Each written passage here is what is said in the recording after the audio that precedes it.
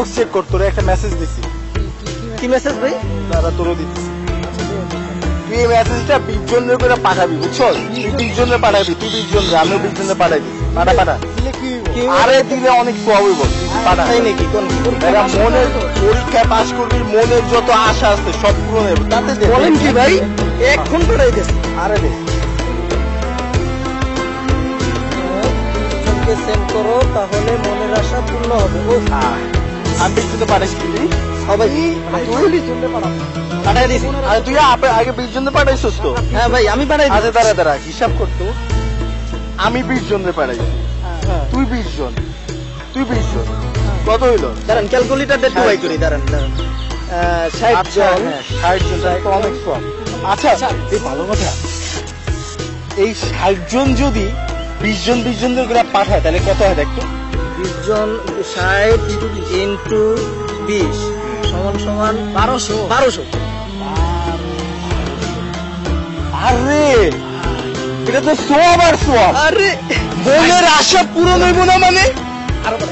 ভাই আমি আরো বাড়াবো ভাই, আমি আরো বাড়াবো। এক কাজ কর, 1200 1200 আমগো আরো সব লাগবে, আরো 20 জন। এরকম সুযোগ কিন্তু ভাই প্রতিদিন আসে না আসলে। সোয়াব আর সোয়াব বেটা, সোয়াব। নামাজ পড়ে কি হইব? ঠিকই তো, এর জন্য খালি পাঠাবি এগুলি 20 জন, দৈনিক 20 জনে পাঠাবি শেষ। আমি তো সারাদিনই পাঠাবো। আমি তো 40 জন পাঠাবো। 40 জন এতদিন পরে একটা সুযোগ। ওই দেখো এই যে আবার কে জানি আর পাঠাইছি যে 20 জনে পাঠাও, তাইলে মনের আশা পূরণ হবে, না পাঠাইলে কালকে সকালের মধ্যে মারা যাবে। ভাই আগে তো আগে ভাই আমি এত তাড়াতাড়ি মরতে চাই না রে ভাই। পাঠাইছি 20 জনে আমি পাঠা। এত তাড়াতাড়ি মরতে চাই না, আমি আগে সেন্ড করে দিই। 1 2 ইয়েস বাইচে গেছিস ভাই, বাইচে গেছিস। আমিও ভাই। আমি 40 জন পাঠাবো। আল্লাহ সোয়াব, শিওর ভাই চেক। সোয়াব আর সোয়াব, আর কি লাগে? সোয়াব এইটা কি? আরো 20 জন পাঠাইলাম। পাঠা সোয়াব। আসসালামু আলাইকুম ওয়া রাহমাতুল্লাহ। ওয়ালাইকুম আসসালাম। ওয়ালাইকুম। আদান হয়েছে। নামাজ পড়ে টড়ে কাঁপছে, আমরা রাস্তা পাই গেছি সোয়াবে, জান্নাতের রাস্তা পাই আমি গেছি। শুনছিলাম যাবার পথে আপনারা সোয়াবের হিসাব করছিলেন। আরে হুজুর কি যে বলেন, মানে আমরা হচ্ছে এমন রাস্তা পাইছি, 20 জন পাঠাই দিই। এই আমরা হচ্ছে এমন রাস্তা পাইছি যেই রাস্তায় নামাজ না পড়া আপনি জান্নাতে যাবেন, এবং সোয়াব আর সব, সোয়াব আর সব।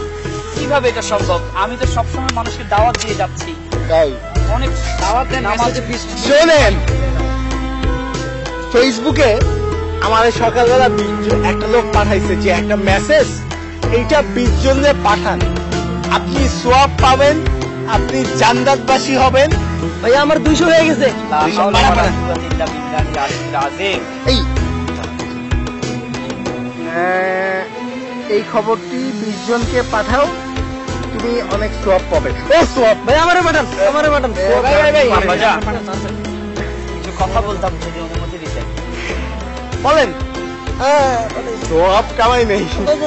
কোরআন হাদিসের কোথাও কি আছে আমার তো 650 যে মেসেজ ফরওয়ার্ড করলে জান্নাতে চলে যাওয়া যাবে? সারাদিন অক্লান্ত পরিশ্রম করে মানুষ 5 ওয়াক্ত নামাজ পড়ছেন, আল্লাহর জন্য কত কষ্ট করে যাচ্ছে। এই সমস্ত মেসেজ ফরওয়ার্ড করা এগুলো তো জায়েজ নেই। এটা ভদ্রবেশে মানুষকে ধোঁকা দেয়া হচ্ছে। আমরা কি এখান থেকে ফিরে আসতে পারি না? এভাবে জাতিকে বিভিন্ন ভাবে ধোঁকা দেয়। আসলে কোরআন আমাদেরকে সবসময় সাবলীল শিক্ষা দিয়েছে।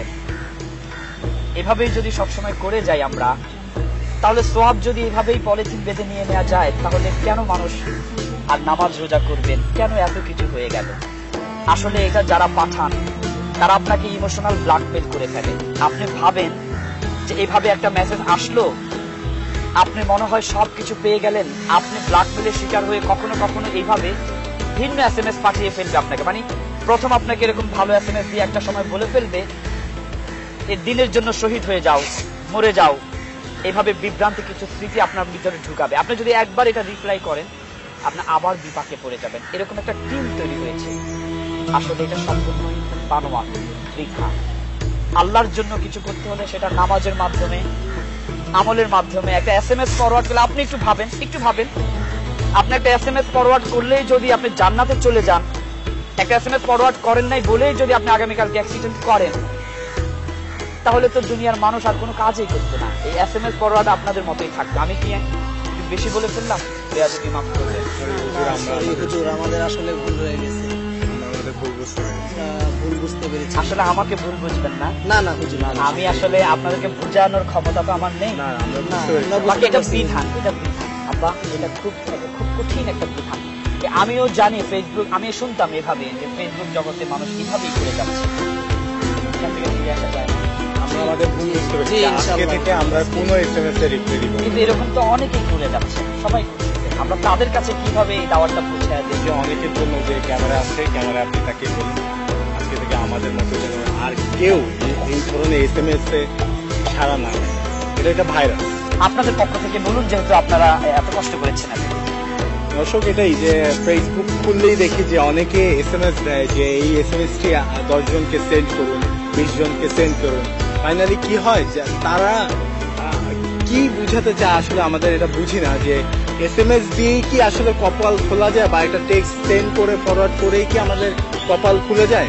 এটা আমরা অনেকেই ভুলটা করি। নিয়মিত আমার ইনবক্সে, সবার ইনবক্সে আমাদের এরকম অনেক মেসেজ আসে। তো আপনাদের এটাই বলবো যে সৃষ্টিকর্তা আছে, আমরা মুসলমান, আমাদের নামাজ পড়তে হবে, আমরা এই কাজটি করি, SMS ফরওয়ার্ডিং বিজনেস না করে। এতে যেটা হয় যে এতে কিছু অসাধু ব্যক্তি আছে, তারা আমাদের আইডিগুলিকে স্পাম্পিং এ যেন জড়িয়ে যায়, আমাদের আইডিগুলি যেন ডিজেবল হয়ে যায়, এই ধান্দা সবসময় করে। তো সবাইকে অনুরোধ করবো আপনারা এই ধরনের SMS এ আপনারা সাড়া দিন। ফালা নুকিমু লাহু ইয়াউমাল কিয়ামাতি ওয়াজনা। যদি মানুষকে মানুষ ধোঁকা দেয় অথবা কাউকে কেউ ধোঁকা দেয়, আল্লাহ পাক কোরআনের মধ্যে প্রকাশ্য দিবালোকে বলেছেন ইয়াউমাল কিয়ামাতি ওয়াজনা, তার যে আমল হয়েছে, সে এতদিন যা আমল করেছে এ কোনো আমলের ওজন দেয়া হবে না। আর যদি আপনি সারা জীবন আমল করলেন কিন্তু ওজনেই হলো না, একটু চিন্তা করে দেখেন আপনার আমার ঠিকানাটা কোথায়, কত কঠিন জায়গায় হয়ে যাবে। প্রিয় দর্শক, আজকে এই একটি মেসেজের মাধ্যমে সারা পৃথিবীকে জানিয়ে দিতে চাই, এটি ভদ্রবেশে একটি ধোঁকা। আর যারা ধোঁকা দেয় তারা প্রিয় নবীজির উম্মত হতে পারে না। প্রিয় দর্শক, এই ভিডিওটা শেয়ার করলে আমরা হয়তো বা আপনাকে জান্নাতের গ্যারান্টি দিতে পারবো না, কিন্তু বিশ্বাস কিছু মানুষ উপকৃত হয়ে যাবে এবং সত্যিকারের ঠিক নিদর্শনটা, ঠিক মেসেজটা পেয়ে যাবে। আমার যদি কোনো ব্যবহারে ভুল হয়ে থাকে আপনারা আমাকে না হুজুর, আমরা অন্যায় করেছি।